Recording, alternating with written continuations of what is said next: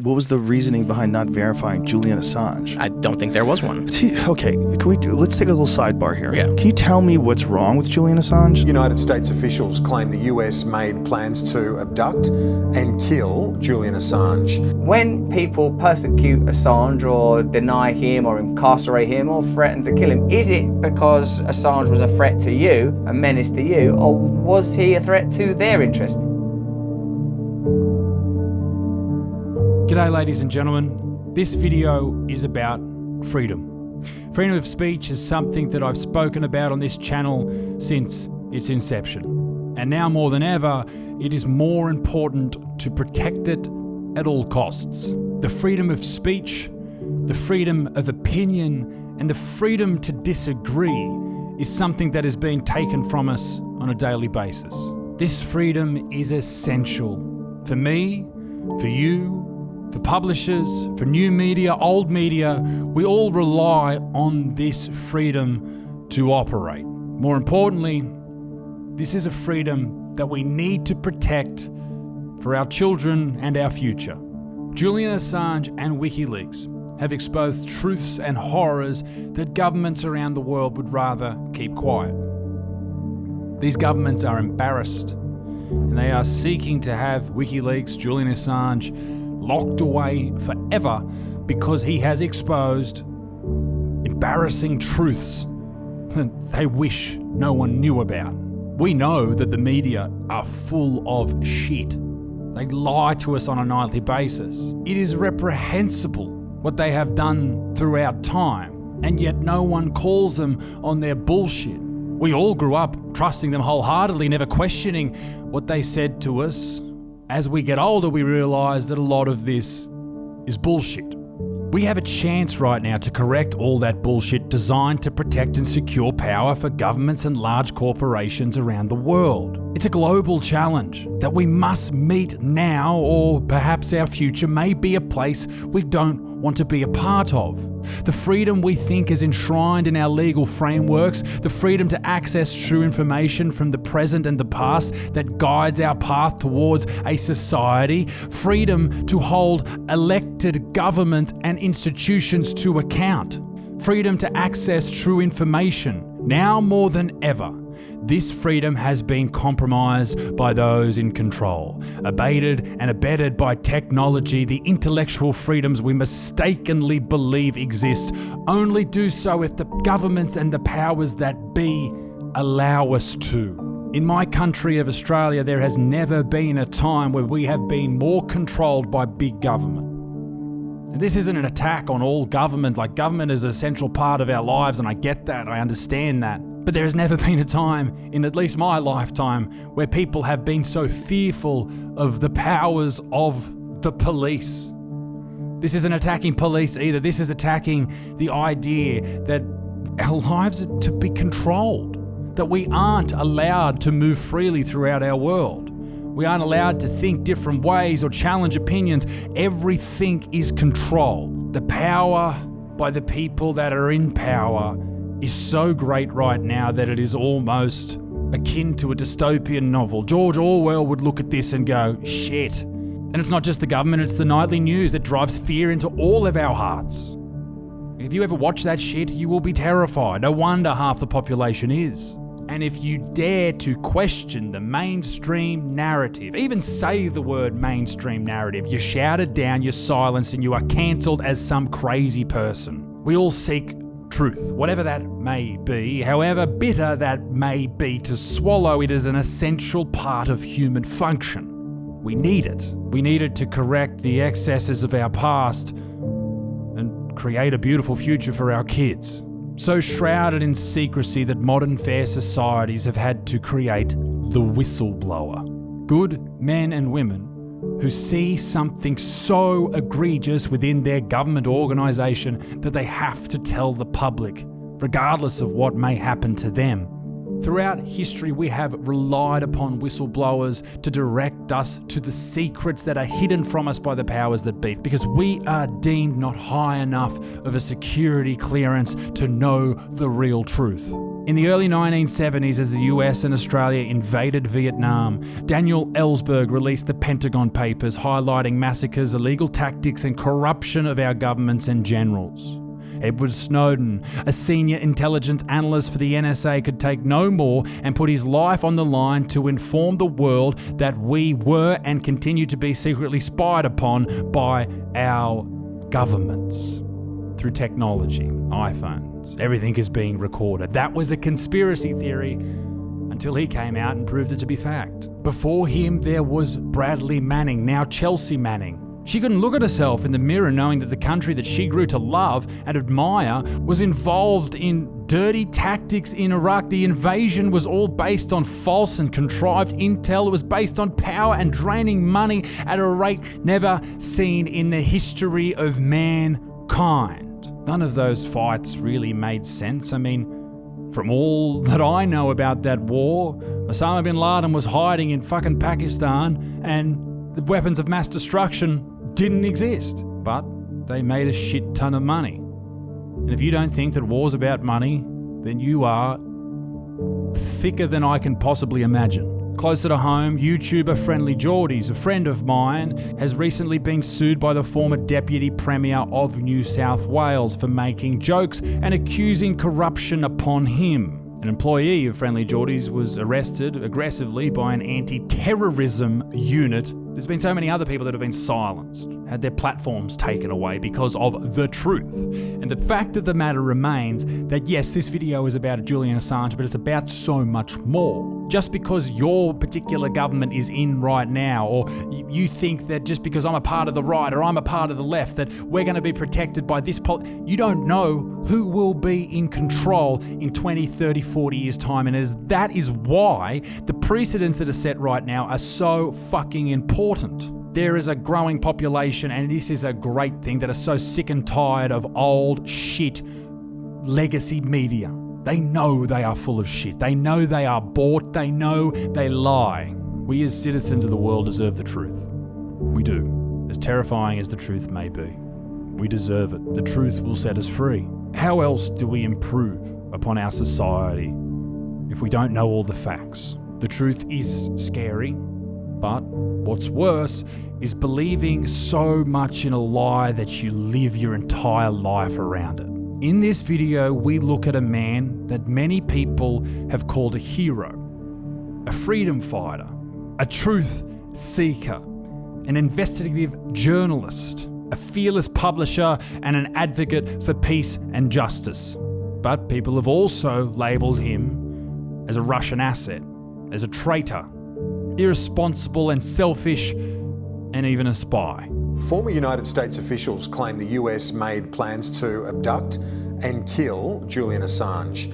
A Yahoo News investigation found the CIA created a plan in 2017 to kidnap the WikiLeaks founder, an Australian citizen, while he was holed up in the Ecuadorian embassy in London. This was a man who said, and you probably never heard him say this, he wanted to run for the Australian Parliament because he wanted to shine a light on the Australian Parliament and watch the cockroaches scurry. Regardless of your personal feelings about Julian Assange and his story, I look to get to the bottom of it through someone who knows him better than most, to assess where he came from and where he is right now. And right now, he is at the ends of the earth. In a day's time, he will face his future, meet his maker, if you will. And that's why I thought it was such an important time to release this video, because I am very interested to know what the future holds for Julian Assange, the founder of WikiLeaks. A young Australian man locked up for exposing embarrassing truths. I want to know more. I want to know what it's like being wanted by the US government. I want to know what it's like being locked inside a building for 10 years, the best part of a decade. I want to know what it's like to have so much lies about you in the media. I want to know all about this person. It's no exaggeration to say that the treatment and persecution of Julian Assange is the way dictatorships treat a political prisoner. There is one reason for this. Julian and WikiLeaks have performed an historic public service by giving millions of people facts and why and how their governments deceive them secretly and often illegally. So I reached out to his father, and that is the man that we're going to talk to tonight. But first, let's work out who exactly Julian Assange is. Julian Assange was born in Townsville in 1971. This young man travelled with his mum in a theatrical troupe that saw him attend over 30 schools in his young years, always struggling to fit in, being the new kid, a constant life of change and discovery. At the age of 13, he found an exhilaration in computers. And this is where basically Julian Assange's life would turn. By the age of 17, he was a hacker, finding holes in some of the biggest government organisations in the world. He also found out that local and international police don't really appreciate you breaking into their systems, but we'll get to that. He may even have been involved in hacking into NASA with the infamous Wankworm, an acronym for Worms Against Nuclear Killers. He was charged with 31 counts of hacking and related crime. In the same year, he was studying physics, programming and mathematics at Central Queensland University, and preceding both the charges and the studying, he used his talents for hacking in 1993 to assist the Victorian Police to prosecute criminals for distributing child abuse material. And that should give you an idea of the type of dude this guy is. He's been involved in a multitude of programming breakthroughs when it comes to computers, and I'm not going to fuck around and pretend I understand any of them, but good on you, mate.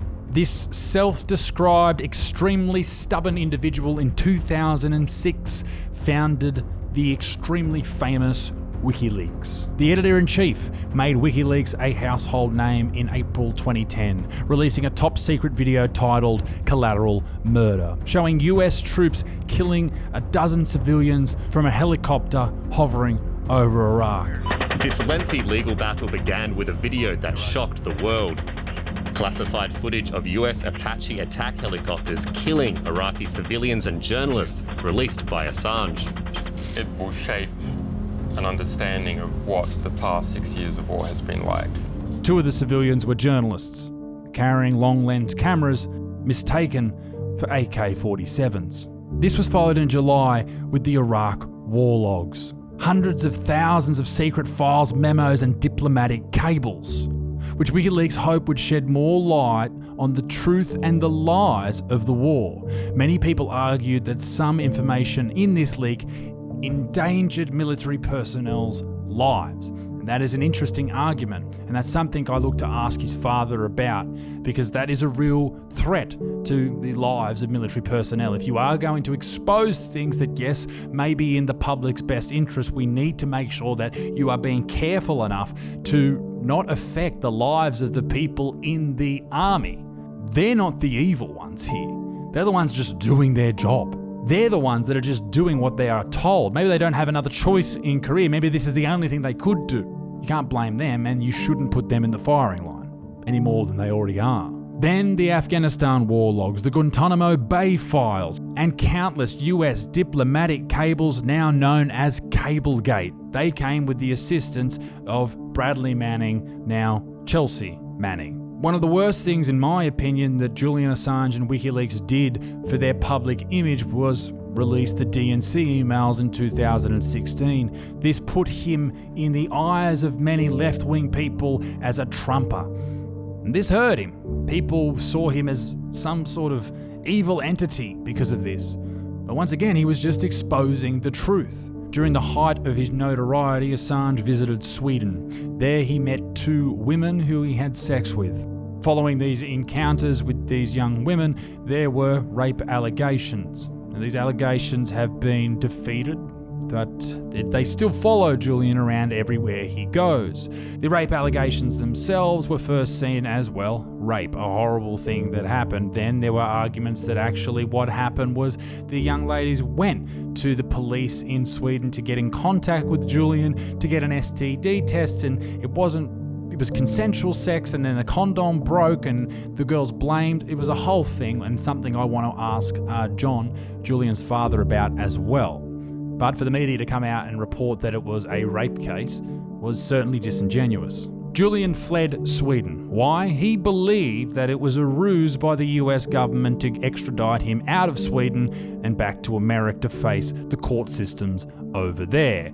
A pretty full-on thing to take an Australian national out of Sweden back to America, but anyway, I digress. He found himself in front of a British court to face the music over the Sweden ordeal. It was then when he made his way to the Ecuadorian embassy where he was seeking asylum. The dead man can't leak stuff. This guy's a traitor. He fears that whatever happens to them He should be treated as an enemy combatant. will happen to him too, Shut it down!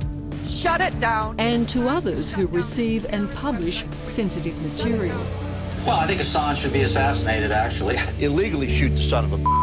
And this is where the story continues with Julian's father, John Shipton. Julian's time in the Ecuadorian embassy is obviously a very famous part of this story, but recently it came to light that there was more things going on than you would believe. The CIA even had plans to somehow get a hold of him in the embassy or somewhere in Britain and murder him, assassinate him. Did the CIA plot and plan to kill Julian Assange? Well, some reports suggest that that's exactly what they did.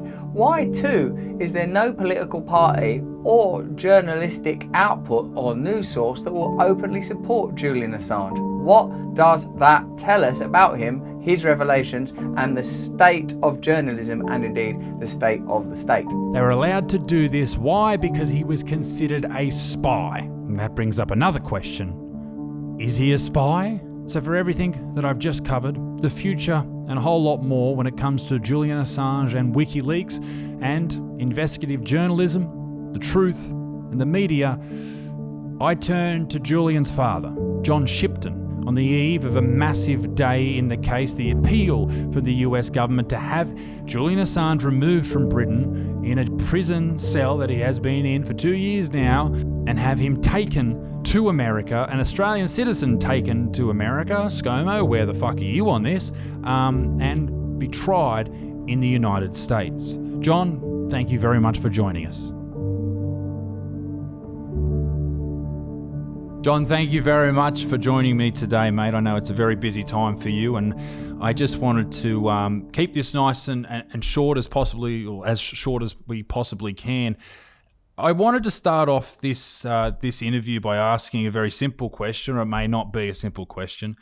Who is Julian Assange to you?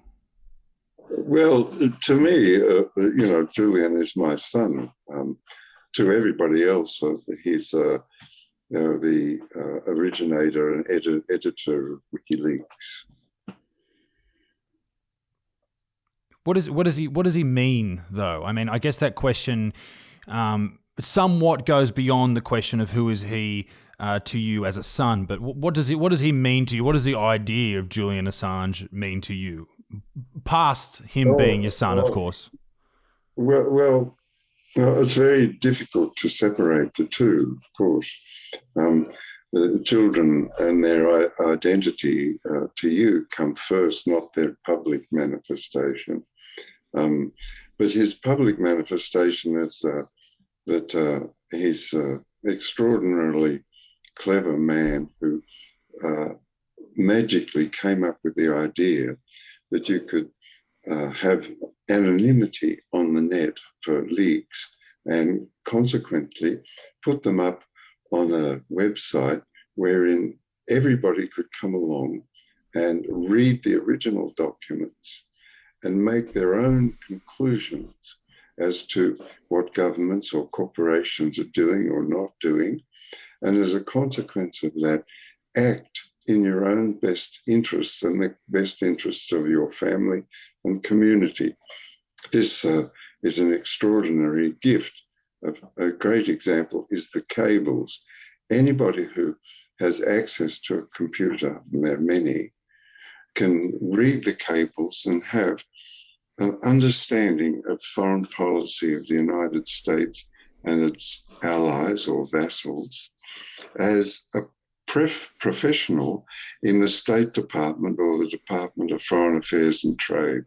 So that with that information, you're able to act and convert the information into knowledge and act in your own best interests.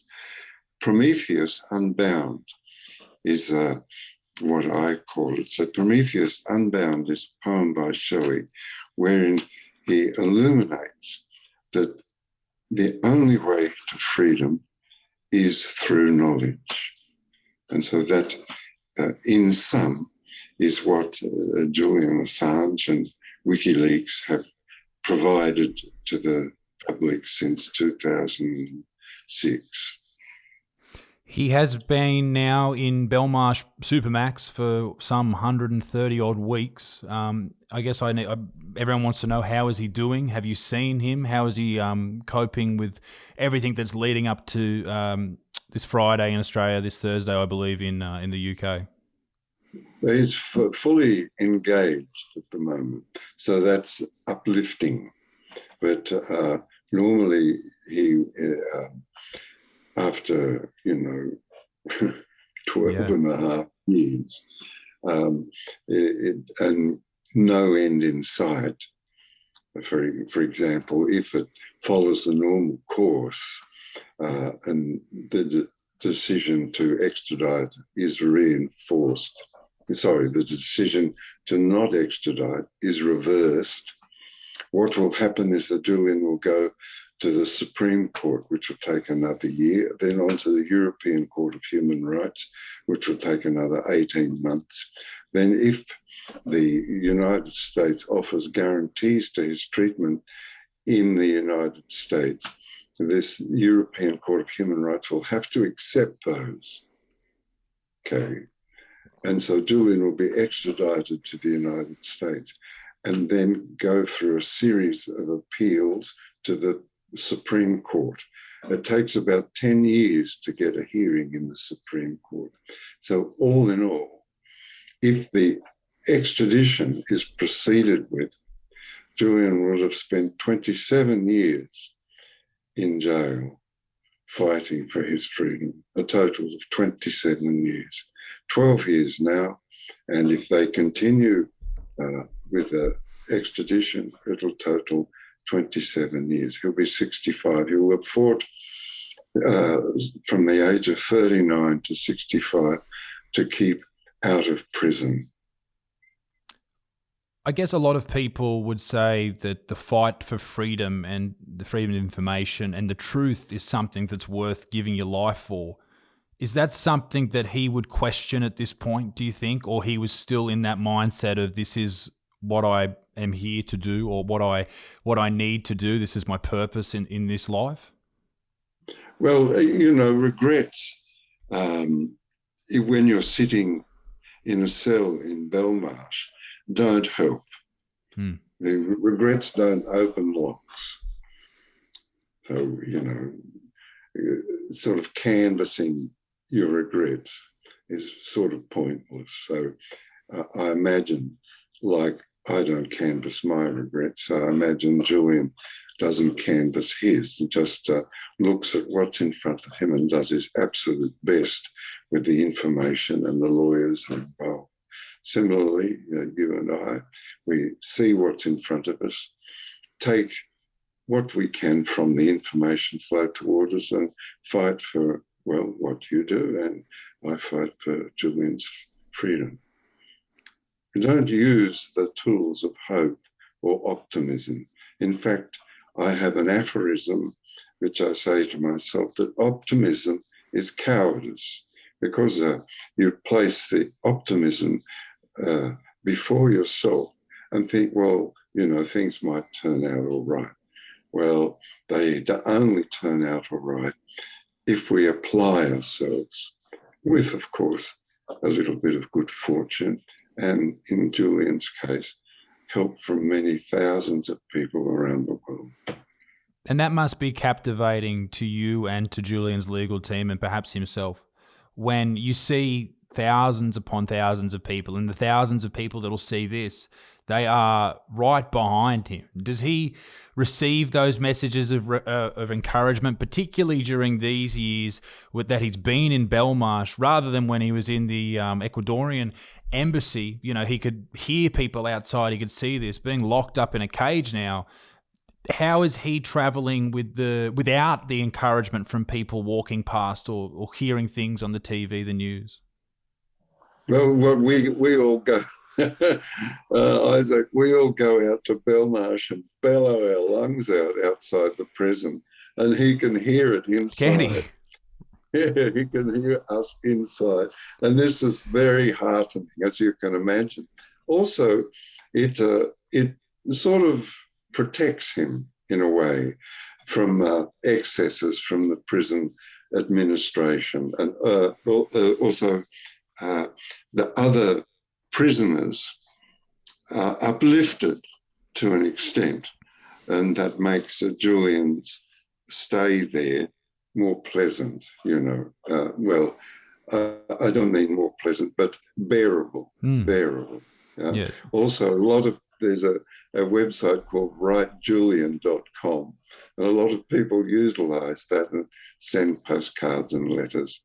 So people who have been in jail for a long time, Kieran O'Reilly is one example, they tell me that assistance and, notice from outside the jail is the fundamental thing, because the whole of the jail's administration and structure is to cut you off from normal human discourse, and to force you into the routines of the jail. So outside communication is just wonderful. Really, I can't understate how wonderful it is to get a postcard from somebody in Australia saying, "Oh, I hope you're well, mate, you know, looking out for you." You know, it's really uplifting. It's like manna from heaven. Wow. So I will put that link in the description below if you want to send Julian some encouragement, something to get behind him during these times. I would like to know, John, if you could perhaps explain because we have a lot of people who are just really finding themselves out of their depth when it comes to this case. There's appeals going on, and there's extradition, and there's other charges and all these type of things. I wonder if you could, perhaps explain it to a layman. What has happened to this point? What got Julian into the Ecuadorian embassy looking for basically safety? What got him to the point of being taken to Belmarsh? Why is there an appeal from the US government coming up this week? Okay, well, Julian published the leaks we call the Iraq War files, the leaks called Afghanistan war logs, and the cables, 293,000 cables, and the Guantanamo files, and the Guantanamo rules of enclosure. So he published all of those things. Equally, so did the New York Times, and so did the Der Spiegel, and so did the Guardian. But for some reason or other, the Department of Justice decided to pursue Julian Assange. They have done so since 2010. There was some falsification of sexual misconduct in Sweden, which had 4 prosecutors, 9 years, and still couldn't bring a charge against Julian, nor even interview him. In the end, Julian's lawyers took the Swedish prosecutor to court in order that she fulfill her duty and interview Julian. After 9 years, they abandoned the case. Now, revelations from FOIs from Stefania Maurizia, a journalist, received from the Crown Prosecuting Service and the Swedish Prosecuting Authority, document that the Swedish Prosecuting Authority and the Crown Prosecuting Service of the United Kingdom conspired to keep Julian in the embassy for refusing to fulfill their duty and interview Julian and place charges against Julian. There were no charges, they were just allegations. They never made charges. They conspired with each other over a period of 9 years to do so. Destroyed emails, documented proof. So the pursuit of Julian continued to after Julian. There's another contravention of laws involved in this. Julian was an asylee under the Conventions of Asylum ratified under Australian authorship in the 1973 United Nations General Assembly. The Conventions of Asylum were adopted by all the nations and adopted by the United Kingdom. Julian had asylum in the embassy. That asylum was revoked without process and flaunted by 7 United Kingdom police officers coming into the embassy and dragging Julian out. That's another contravention. Similarly, in preparation of the case, there have been 3 indictments delivered to Julian. One indictment that they began to lose the case in court. So they made another indictment, a second indictment, and then a superseding indictment. Interesting is the superseding indictment had the involvement of the FBI suborning an Icelandic man named Thordarson, bribing him to give evidence against Julian. That man is a convicted paedophile, a convicted fraudster, and now is back in jail. The FBI promised the Thordarson immunity from prosecution. Okay, so he's back in jail, and he's revoked and rescinded his allegations against Julian. So why Julian's still in jail is very curious. When their principal witness as the case has entirely collapsed. Also, a man named, Yahoo journalists, 3 Yahoo journalists published the revelations that the FBI had planned to murder Julian in the embassy, poison in the embassy. If Julian got out of the embassy, they proposed a gunfight in the street. And if Julian managed to get on an aeroplane, they were going to hover a helicopter over the top of him to prevent him, taking off. All these absurd and preposterous fantasies of the CIA and the FBI and their equivalent, the MI6 in the United Kingdom. So on January 4th, the Judge Baritza said that Julian would not be extradited to the United States because that would cause him to suicide, as the circumstances would be in a, what do they call it, a supermax prison under SAMS, which is Special Administrative Measures, brought in place in order to prevent prisoners talking to each other. So there's isolation, complete isolation. So that the judge's decision was that Julian would be fundamentally disturbed and suicide. So not extradited to the United States. The United States appealed against that. And that appeal is being heard on Wednesday and Thursday. So that's in sum a rough outline. When you look at this entire section of, over a decade, you seem to not be able to trust the word of the US government in this case and the media surrounding it. You see almost the bluff over here with what's happening in Sweden, and then it's a conspiracy theory that Julian's worried about the US coming to get him. That's not going to happen. That's ridiculous. And then he finds asylum in the embassy, and then it comes out this whole story about the CIA and FBI threatening to kill him, and not threatening to kill him, planning to kill him, or at least coming up with the idea. And then they throw this idea that, okay, well, if we can extradite him, we'll let him serve his time in Australia. Can you trust that call at all?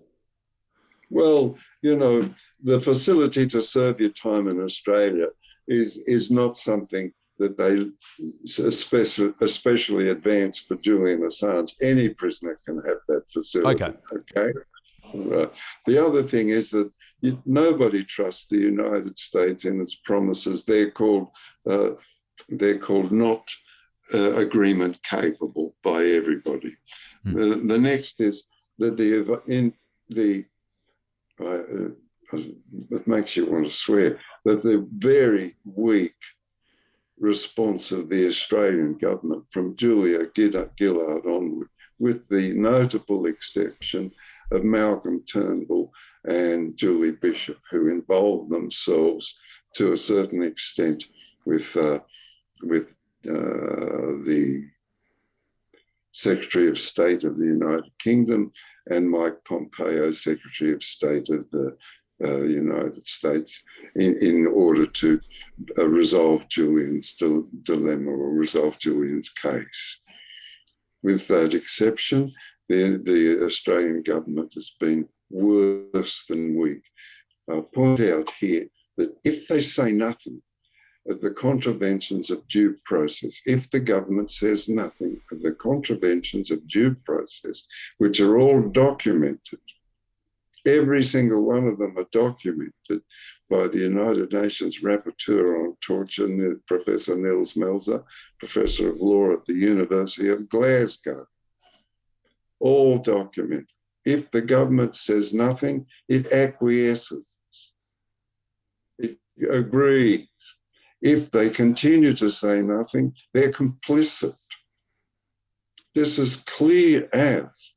If they say nothing about the contraventions of due process and the conspiracy to murder Australian citizen Julian Assange, then they are complicit in allowing the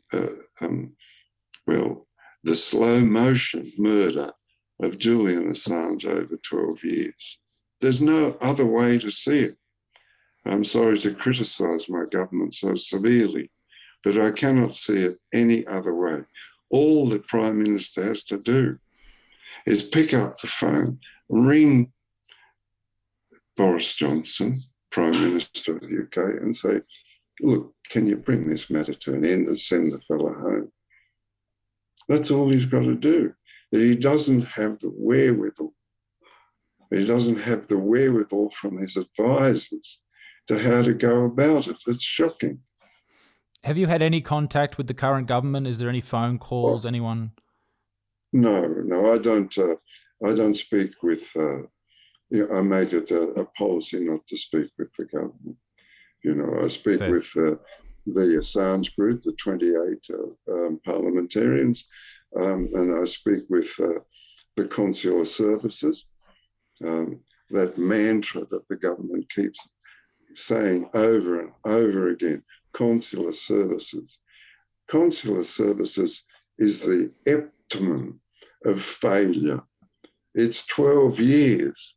I mean, when you shake your head, they recommend consular services. It's 12 years. They've done nothing. Nothing at all. I think you're very much within your rights to be throw shame at the government for their lack of. And my mind keeps going back to when you see someone being put to death in Thailand and they happen to be an Australian citizen. You know, the government seems to move heaven and earth to try and get them home.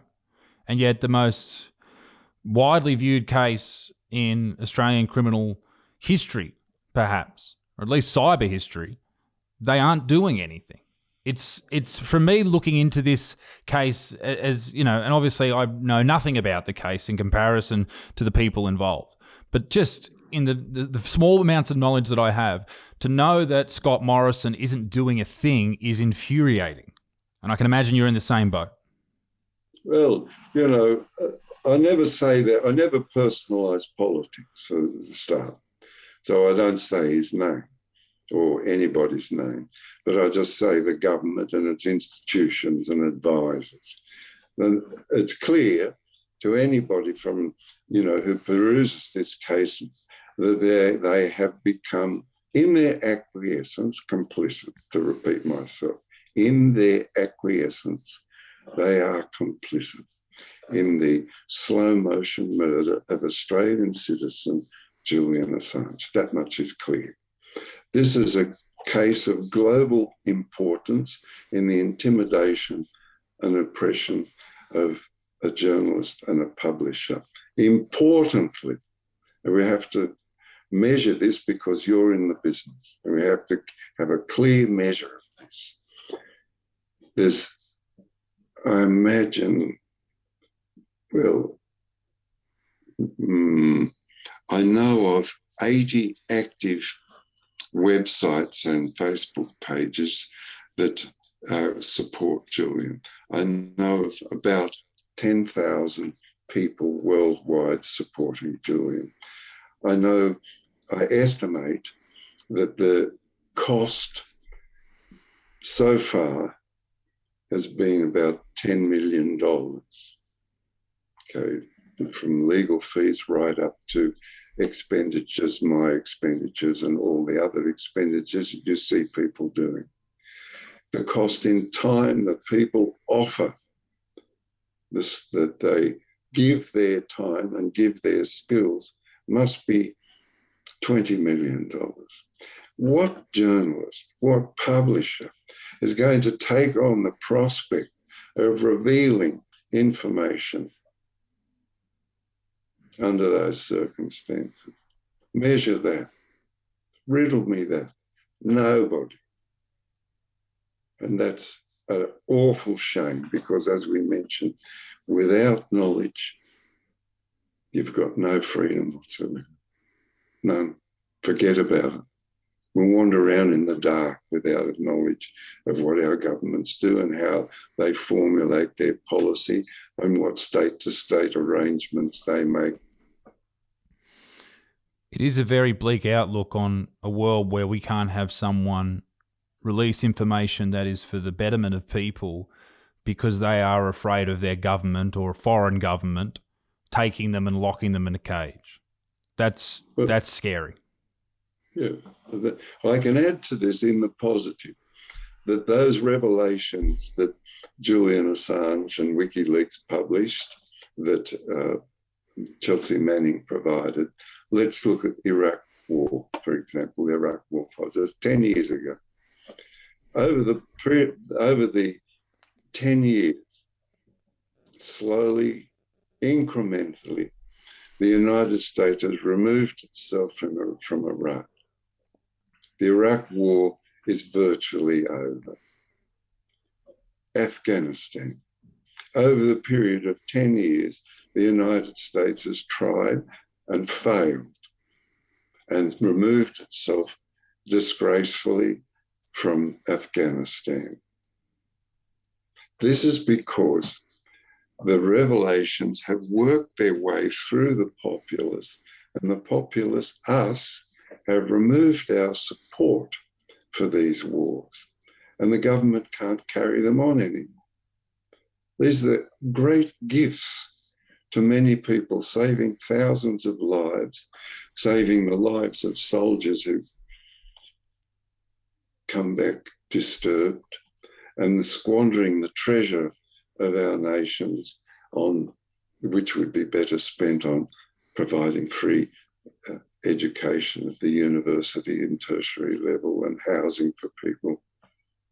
These are great gifts. Similarly, Guantanamo Bay, every day you see in the paper another aspect of moving towards the closure of Guantanamo Bay. Great gifts made by Chelsea Manning, WikiLeaks, and Julian Assange. The cables have enabled us to get a feeling of how our governments go about making arrangements with the United States, and as a consequence, those arrangements have changed. And now we only have 3 nations that are in the saga group of the United States Empire. Only 3. There's Australia, the United Kingdom, and the United States. The rest of them have realized that you have to have distance between yourself and these wars. It's only come about through publication, through imbibing of the knowledge, and we've removed our support and had a victory over the people who would destroy another country. I was wondering if we could change tack for a moment. There are people who claim that Julian did the wrong thing. He must face the music. He is selfish. He endangered people. Some claim he's a Russian asset. What would you say to people who make those sort of claims or believe that that narrative, perhaps? Well, dealing with one at a time, there's 3 there. So those that say he, let's start from, you see those people who administer the destruction of Iraq, Syria, Afghanistan, Yemen. They come on TV. They wade nostril deep through the blood and bodies of millions of refugees. People, refugees are people. And according to Gideon Polya, an academic in Melbourne, over 6 million dead in 20 years. These people who administer this slaughter and this destruction come on and stand in front of us and say, he endangered lives. It's grotesque. It's obscene. In fact, it's the opposite. Julian and his group made every single effort to ensure, and in fact even contacted the State Department asking them for their list of what they would like to see redacted or covered and so on. They received no reply. They don't care about people. It's clear they don't care about people. How many wedding parties have you seen droned? How many funeral corteges have you seen? How many millions of people wander the world looking for a home? How many people grieve the loss of a mother, a father, a child, a brother, a sister? These people don't care. All they care about is the extension of their power in the worst possible way. Not power for life, but power for death. Grotesque. Now, the next part of your question, face the music. What music? The man hasn't done anything. There's no allegations against him. The allegations in the second indictment are concerning espionage. Julian is an Australian citizen, not a citizen of the United States. Those people have got to shake their heads. Julian is alleged and charged with espionage of the United States. He's an Australian. Is that even legal? No, they just do it. They don't care about law. You know, the great contribution to civil life made by the English-speaking peoples, the Magna Carta, put a shield between the people and the sovereign, as it was then, or the people and the state, as it is now. That shield which protects us from the state and makes arrangements between the state and us, the people, as sensible and under law, has been crushed under an avalanche of misdeeds, malfeasances and misfeasances in the case of Julian Assange. I can nominate them one after the other. You know, the United Nations Working Group on Arbitrary Detention declared Julian was arbitrarily detained in 2017, and a review report in 2018, February, appealed against by the United Kingdom and rejected by the 17 law professors and judges that constitute the United Nations Working Group. It was derided.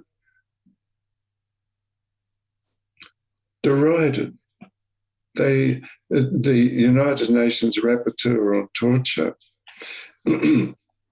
covered all of the laws which the Swedish Prosecuting Authority and the Crown Prosecuting Service contravened deliberately in the persecution of Julian Assange. Ignored. The two great facilities that the people of the world brought into being in 1945, the Universal Declaration of Human Rights and the United Nations, wherein states could have settle their arrangements and disagreements under law. Both of them abandoned. The contraventions of asylum, ignored. The three great elements of civil life of the world brought into being after the Second World War by those nations, the United Kingdom, Sweden and Australia, ignored by their authors. A collapse of law. That's the answer to your question. It's just, you know, how can I say, what rough beast, its hour came round at last, slouches towards Bethlehem to be born. 20 years replete with barbarity, 20 years of it. You know, what they call illegal wars, the invasion and destruction of Iraq.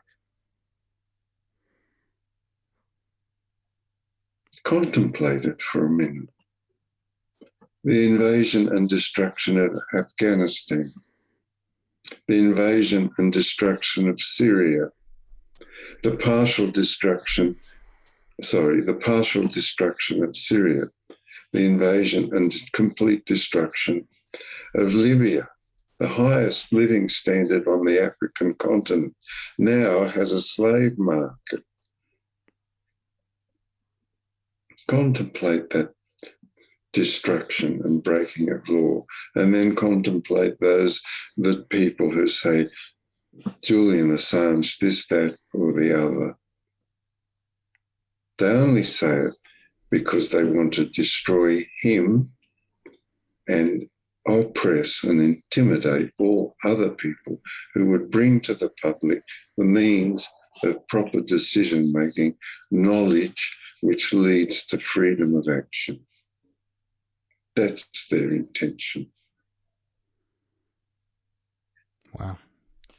I mean, for me, digesting that answer, to think about, and this is something we never do with asylum seekers or refugees, you never think about them as people. They're only people when they turn up in your country, perhaps. To think about the lives that have been lost, the lives that have been changed, the lives that have been ruined, these people who are making these decisions to ruin these lives are calling your son the evil one. It seems to me that they should be the ones in the position that he is in, being tried for real crimes. They are the ones that are not only ruining people's lives, but making absurd amounts of money. Just money that no one listening to this will ever be able to comprehend. That is the real evil here. That they are making this money on the back of blood. These are the blood diamonds that people don't talk about, perhaps. Yes, yeah, exactly. And it works in so Gideon Polyer, he works it out on both sides of the ledger. What it cost to those nations that are destroyed in human life and community life, and what it costs to those nations that their leaders have led them into this, the billions and trillions of dollars that could be spent on schools and hospitals and housing for people. You know, I read over 103,000 people living rough in Australia. It's supposed to be a rich country. 15 to 17% of the population, 15 to 17% of children living under the poverty line. And yet we spend billions destroying Afghanistan and destroy our young men in the process. They have to come home. Similarly in New Zealand, 30% of children under the poverty line. The money can be spent there. So there's these schemes to expand, to destroy, have two results. One is the impoverishment of the nation, the people within that nation, and the other is the mountains of blood and corpses and refugees and, destroyed societies and laws broken and a world that goes into chaos as the United Nations is no longer seen fit to be a means of communicating the differences between states.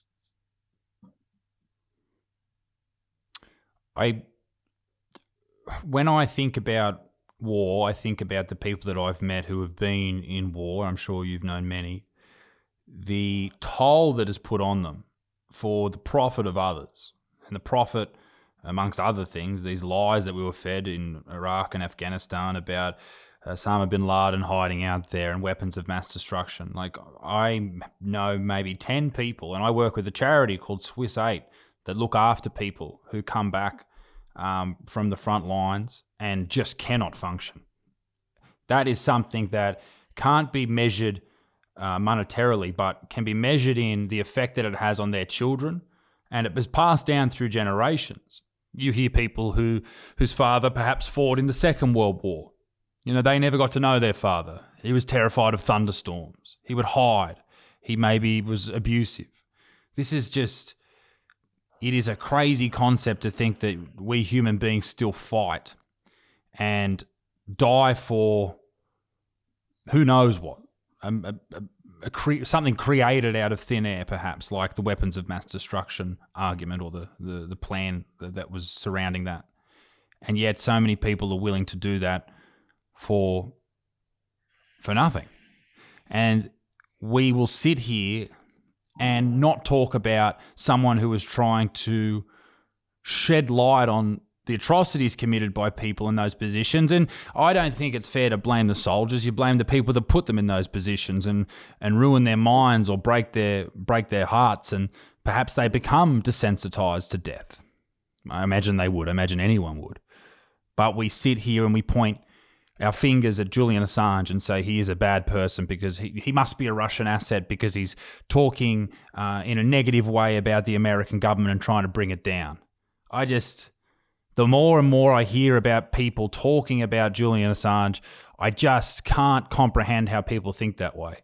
I think one of the great things, though, and I don't know how aware you are of this, John, is the amount of people, particularly young people, who care about this.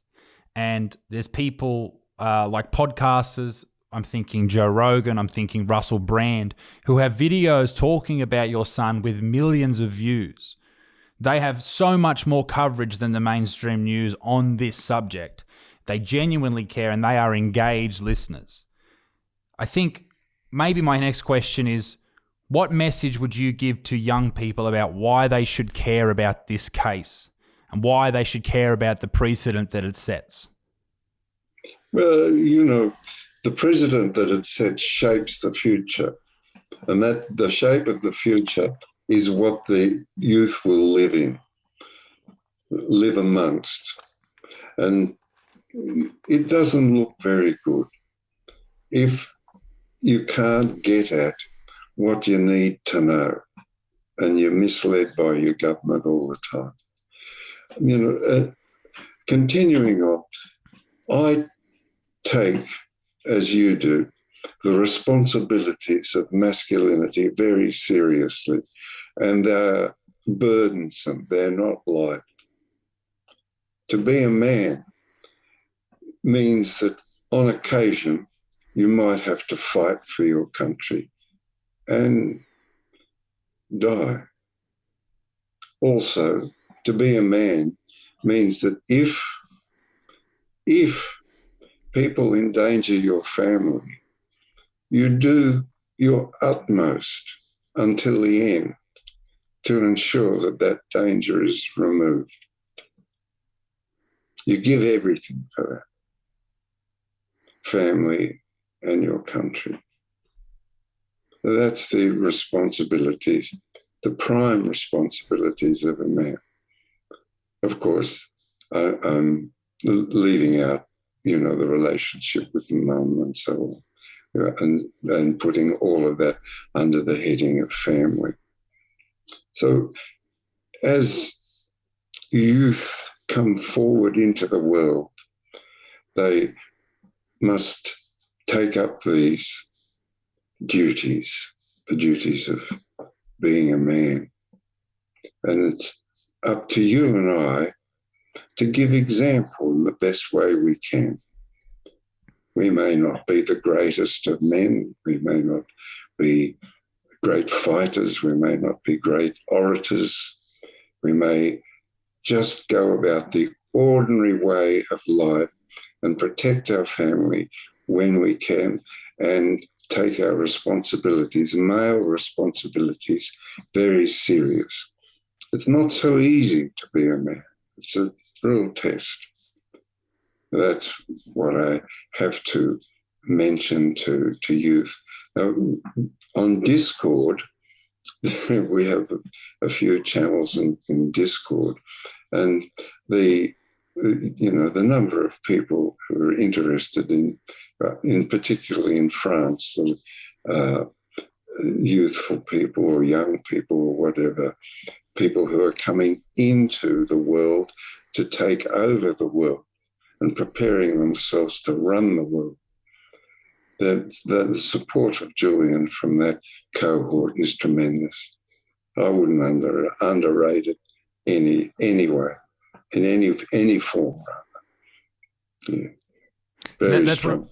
That's what I really hope comes from this show today, that we get a lot of, even if we can get another 100 people aware of this case and aware of what's happening, and to give some of their time to understand it and just genuinely care about it. I think that's a great thing, and especially for young men, for the lesson of standing up for what you believe in.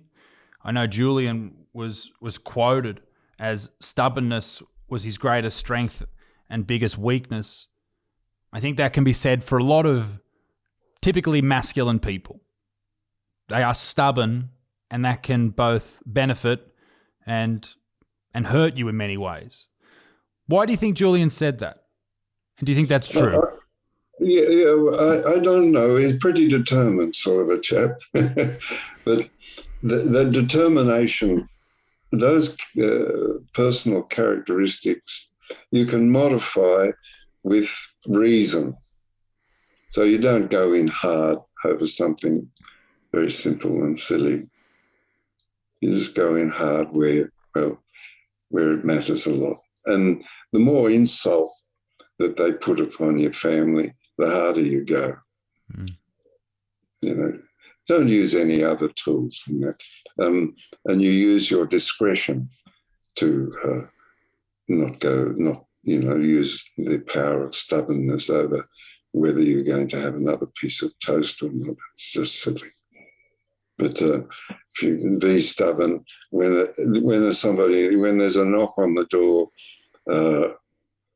after midnight, or you hear the window opening in the side room, then you use your stubbornness and go out and say, well, you get out of bed and go down and say, look, see what's cooking. Yes, absolutely. I wondered when I went for a run this afternoon, and I love running because it allows me to almost meditate and think of things more clearly, because I'm so full of hatred for what I'm doing in that moment that I'll take my mind anywhere else. And I thought about truth, and I thought about what we're talking about here, and I wondered your opinion on what's happening in places like Sydney and Melbourne, and well, across the globe really, when it comes to the current medical crisis, if you will, and what people are allowed to say. Now, whether or not, I agree with you, you agree with me, we agree with whoever, it doesn't matter, but the ability to express your opinion has been shot down in many ways. If you look at Facebook, if you make a claim that isn't true, it'll come up with a little tag underneath that says, fact checkers have looked at this and it's incorrect and here's why. Do you think that invasion of truth is something that will end up hurting us at some point? Oh, absolutely. Their fearfulness, of us actually being able to speak to each other. I mean, that's the great thing about social media, is that we can have a chat at a distance with each other. It's a wonderful thing, and they're fearful of what we'll say. For God's sake, shake your head, wake up to yourself, Zuckerberg. I mean, and also what I deal with, is things like Witness K, or Julian's matter, Witness K, Bernard Collery, and David McBride. They're my concerns after, and the secrecy. So I mean, that Bernard Collery can't even speak about what he's tried with, so they're my concerns: the oppression of journalism, the oppression of news, because we just don't know what's going on. The same with discussions about whether the lockdowns are excessive, or whether you like Pfizer or whether you like AstraZeneca or you don't like any of them. This is a right you have to have a discussion about these principal concerns of how your body's going to be treated by medical people. This is a right. They can't say, some fact checker, no, you can't speak about this today, try tomorrow.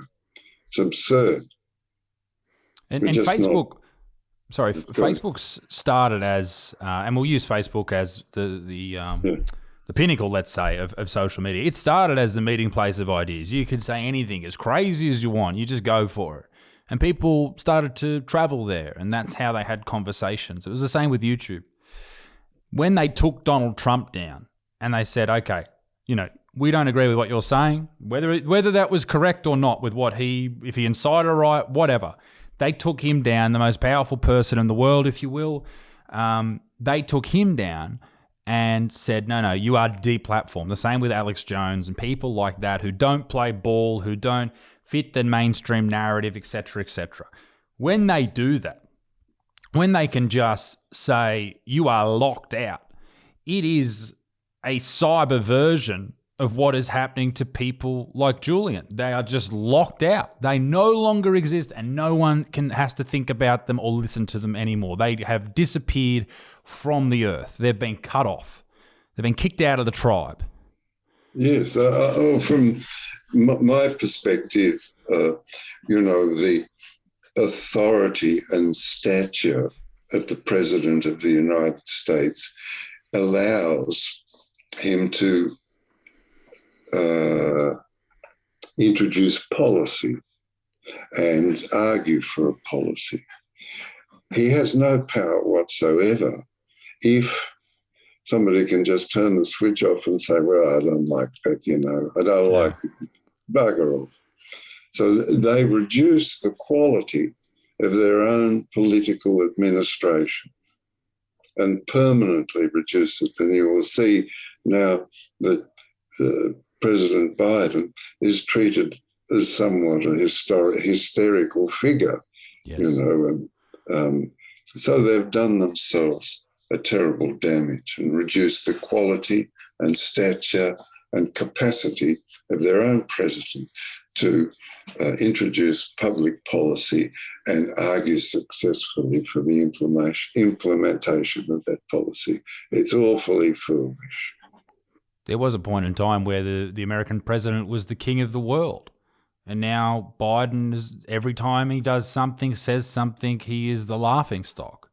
It's a very strange change. I mean, I believe it was it Lyndon Johnson who used to conduct meetings with the press sitting on the toilet? Like, things have changed. Like, people would listen to these people regardless of what they were saying. They were the god in that country. And now Biden was standing on stage the other day holding his hands out, thinking he was holding on to some type of desk or something, and people thought it was the funniest thing they've ever seen. Yes, I saw that. I saw that, but I think it's one of those. What do you call those frames that old people have? A walking frame. Yeah, he's hanging onto his walking frame. Poor bloke. I feel so sorry for him. I mean, get out of it. I know, and he was sharp 20 years ago. He was sharp as a tack. Like he could have a political conversation with the best of them, and now it seems obviously he's very much past his prime. But John, I just want to say thank you very much for your time, sir. I really do appreciate it. I know it's an extremely busy and emotional time for you and your family. What is the best outcome from this appeal? What would you like to see happen? It's a how can we express this? What I'd like to see happen is this: that the Lord Chief Justice of England and Wales, the most powerful judge, Ian Duncan, who sits on the bench alongside Timothy Holroyd, Lord Justice Holroyd, both of them to say unanimously that Julian not be extradited to the United States, and the very next day, Julian and his family can be free to travel to Australia, and that facilitated by the Australian government. John, we're all thinking for you, mate, and Julian and his family, and we wish you all the very best. And he's got a great dad and a fighter on his side there, mate. And thank you very much for your time. I really appreciate that. Great. Let's keep in touch, okay? Absolutely. Thank you so much.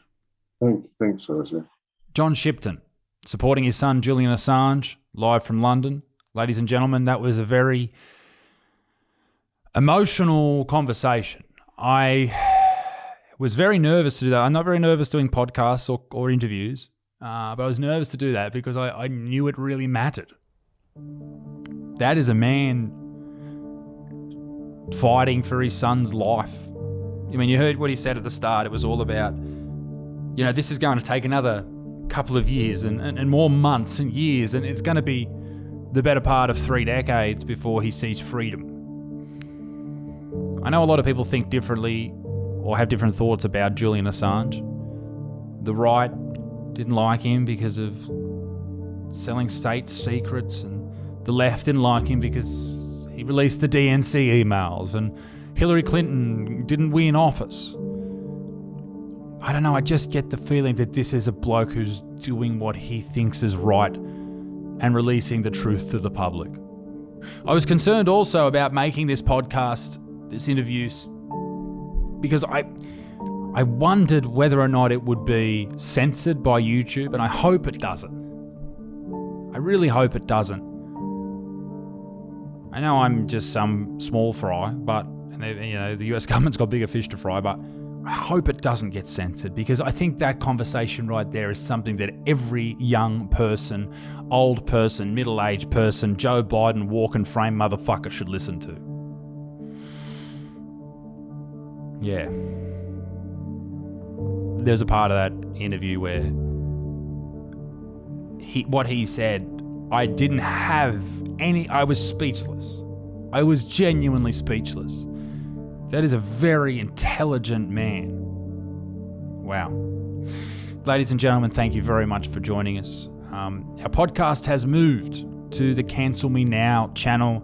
That link is down below, or you can just, into YouTube, you can throw in the old Cancel Me Now. If you listen to this on Spotify, thank you very much for joining us. Make sure you share this to a friend. That will stop it from being censored. If it does, I don't know if it will, but I know some things in this sort of vein of conversation, sometimes they do. Ladies and gentlemen, my name's Isaac Butterfield. Have a very pleasant evening. All the very best. I'll see you very soon. Tout au revoir. Bye-bye. Stop that. What's going on with you in the durries? Well, because I'm like not playing sport anymore. So you might as well kill yourself. Yeah, so I'm looking for an early grave, basically. Your first 30 years were done and dusty, like, fuck it, let's I've had check fun, out. Mate. When I go, I go. That's right. A mate of mine's a homosexual fella, and he's... What's that? What's that? Just the way you said it. No, but he's getting... so a mate of mine's one of those homosexuals. He's getting off the darts. He's like using the nicotine patches. Yeah. Down to $2 a day. Oh, wow.